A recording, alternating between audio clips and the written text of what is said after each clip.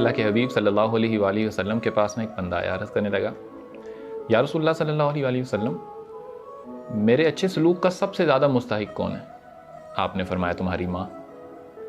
عرض کرنے لگا یا رسول اللہ صلی اللہ علیہ وآلہ وسلم پھر کون ہے؟ آپ نے فرمایا تمہاری ماں۔ عرض کرنے لگا پھر؟ آپ نے فرمایا تمہاری ماں۔ اور پھر عرض کرنے لگا یا رسول اللہ اس کے بعد کون؟ آپ نے فرمایا تمہارے والد۔ تو یہ والدین جو ہے نا، اس کے بارے میں بڑی سخت تاکید آئی ہے، لیکن ہمارا رویہ بڑا عجیب ہے۔ ہم نا سارے لوگوں سے خوش اخلاقی سے مل لیتے ہیں، بار دوستوں سے بڑا خوش ہو کر ملتے ہیں، گھر آتے ہی نا ہمارے موڈ آف ہو جاتے ہیں۔ ہم اپنے والدین کے لیے ایک میٹھا بول بھی نہیں بول پاتے، حالانکہ یہ وہ ہستیاں ہیں، یہ سارے زمانے کی باتیں نا اپنی اولاد کے لیے جھیل لیتے ہیں، لیکن اپنی اولاد کی ایک تلخ بات بھی ان کا کلیجہ چیر دیتی ہے۔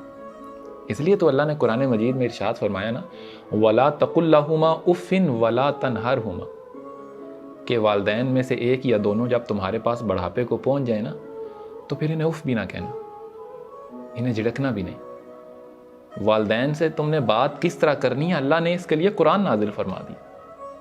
اور آپ لوگ جانتے ہیں یہ اف کیا ہے؟ اف کا مطلب کیا ہے؟ جو اللہ نے حرام قرار دے دیا والدین کو کرنا۔ ایک مثال سے سمجھاتا ہوں نا، ایک بندہ ہے نا، اس کے والدین اگر بزرگ ہیں، بوڑھے ہیں، اور وہ ان کی خدمت کرتا ہے، سارا دن کام کر کے تھکا ہارا گھر آتا ہے۔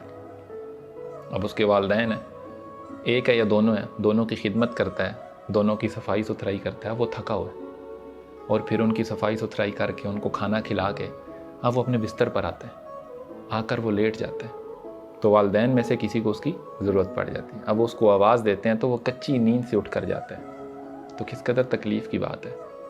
لیکن جب ان کی صفائی ستھرائی کرنے یا ان کے کسی ضرورت کے لیے جاتا ہے، اگر اس کے چہرے کے اوپر ناگواری کے ایسے اثرات ہوں نا کہ والدین کو محسوس ہو شاید ہم اس پر بوجھ ہیں، تو یہ بھی منع کیا گیا ہے۔ اسی کو تو اف کہتے ہیں، اللہ نے اس کو بھی حرام قرار دیا۔ اللہ نے فرمایا وَلَا تَقُلْ لَهُمَا اُفٍّ، اپنے والدین کے سامنے اف بھی نہ کرنا، ان کو یہ محسوس نہ ہونے دینا، ان کے نازک دل ہیں، وہ چیر جائیں گے، وہ زخمی ہو جائیں گے، تو کبھی بھی انہیں یہ بھی محسوس نہ ہونے دینا۔ اس قدر تاکید ہے۔ حضور نے فرمایا ذلیل و رسوا ہوا وہ شخص، رسوا ہوا وہ شخص، رسوا ہوا وہ شخص، 3 مرتبہ فرمایا۔ صحابہ اکرام نے عرض کیا یا رسول اللہ کون شخص رسوا ہوا؟ آپ نے فرمایا جس نے بڑھاپے میں اپنے والدین کو پا لیا اور پھر جنت میں نہیں گیا، تو یہ تو جنت ہے، یہ تو بنی بنائی جنت ہے۔ تو اللہ تعالی ہمیں ان کی نا خدمت کی توفیق عطا فرمائے، آمین۔